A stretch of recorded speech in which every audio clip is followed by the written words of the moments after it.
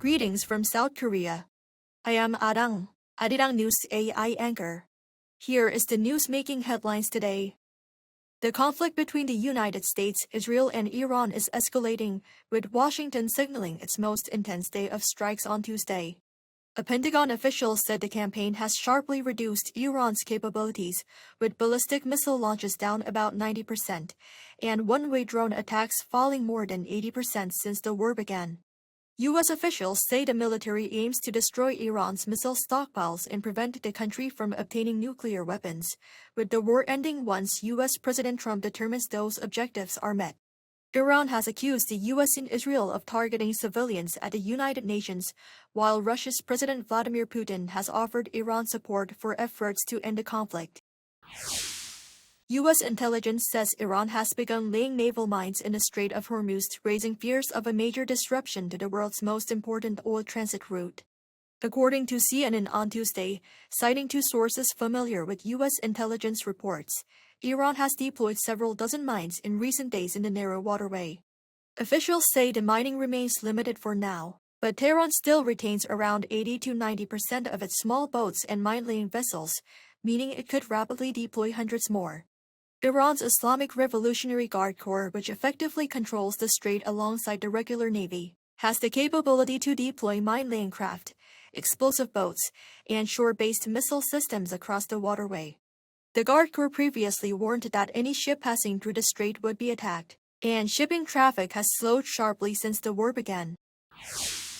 The U.S. Department of Defense has declined to comment on reports that air defense systems stationed in South Korea are being moved to the Middle East amid the war with Iran. A Pentagon official said Tuesday that the military does not discuss the movement of specific capabilities for operational security reasons, but stressed that U.S. Forces Korea remains focused on maintaining combat readiness on the Korean peninsula. The response comes after the Washington Post reported that parts of the U.S. THAAD anti-missile system in South Korea are being redeployed to reinforce defenses against Iranian missile and drone attacks. South Korean President Lee Jae-myung acknowledged the situation, but noted that Seoul maintains one of the world's highest defense spending levels and a military ranked among the global top 5. South Korea is preparing all available policy measures, including a supplementary budget, to minimize the economic fallout from the escalating situation in the Middle East. Deputy Prime Minister and Finance Minister Koo Yoon-tae convened an emergency economic ministers meeting on Wednesday. He stated the government will act rapidly to counter the shifting global economic landscape. To alleviate rising energy costs, the government is considering further fuel tax cuts and will temporarily increase diesel subsidies for commercial vehicles. Emergency management funds will also be deployed to support small business owners. Despite heightened external uncertainties, the Finance Ministry emphasized that South Korea's economic fundamentals remain solid, supported by a 208-day strategic oil reserve. The song Golden from the Netflix mega-hit animated film KPop Demon Hunters will be performed live at the 98th Academy Awards for Hollywood's biggest night.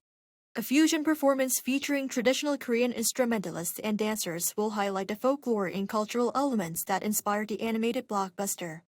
As part of the performance, EJ Audrey Nuna and Ray Ami, the singing voices behind the animated K-pop group Huntrix, will take the stage to perform the Oscar-nominated song Golden.